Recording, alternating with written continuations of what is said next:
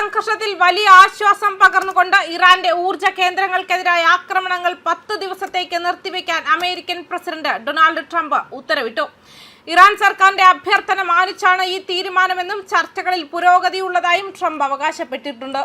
സമാധാന കരാർ അംഗീകരിച്ചില്ലെങ്കിൽ ആക്രമണം തുടരുമെന്ന് നേരത്തെ മുന്നറിയിപ്പ് നൽകിയിരുന്ന ട്രംപ് ട്രൂത്ത് സോഷ്യൽ പ്ലാറ്റ്ഫോമിലൂടെയാണ് പുതിയ പ്രഖ്യാപനം നടത്തിയത്. ഈ 10 ദിവസത്തെ ഇടവേള മേഖലയിലെ സമാധാന ശ്രമങ്ങൾക്ക് കരുത്തു പകരുമെന്നാണ് രാഷ്ട്രീയ നിരീക്ഷകർ വിലയിരുത്തുന്നത്.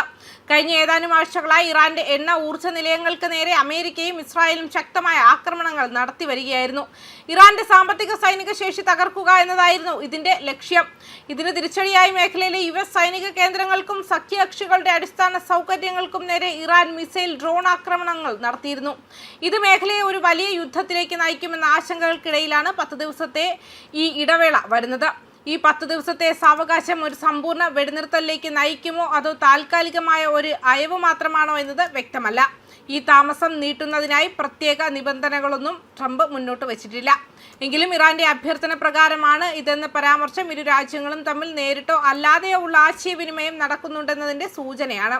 നേരത്തെ മാർച്ച് 22-ന് ഹോർമുസ് കടലിടുക്ക് 48 മണിക്കൂറിനുള്ളിൽ തുറന്നില്ലെങ്കിൽ ഇറാന്റെ വൈദ്യുതി നിലയങ്ങൾ തകർക്കുമെന്ന് ട്രംപ് മുന്നറിയിപ്പ് നൽകിയിരുന്നു.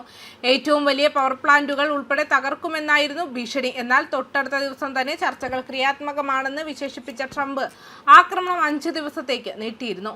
ഇതിന് പിന്നാലെയാണ് ഇപ്പോൾ 10 ദിവസത്തെ പുതിയ കാലാവധി പ്രഖ്യാപിച്ചിരിക്കുന്നത്. വാഷിംഗ്ടൺ തങ്ങളുടെ നിലപാടിന് മുന്നിൽ വഴങ്ങിയെന്നാണ് ഇറാന്റെ വാദം.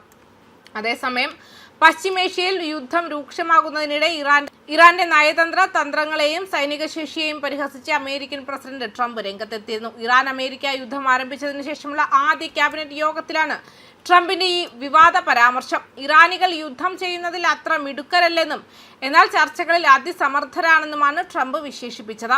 അമേരിക്കയുമായി ഒരു ഉടമ്പടിയിലെത്താൻ ഇറാൻ വല്ലാതെ ആഗ്രഹിക്കുന്നുണ്ടെന്നും അദ്ദേഹം അവകാശപ്പെട്ടു.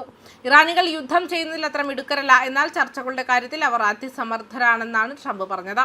ഇറാൻ ചർച്ചകൾ നീട്ടിക്കൊണ്ടുപോയി തങ്ങൾക്ക് അനുകൂലമായ സാഹചര്യം സൃഷ്ടിക്കാൻ ശ്രമിക്കുകയാണെന്ന സൂചനയാണ് ഇതിലൂടെ അദ്ദേഹം നൽകുന്നത്.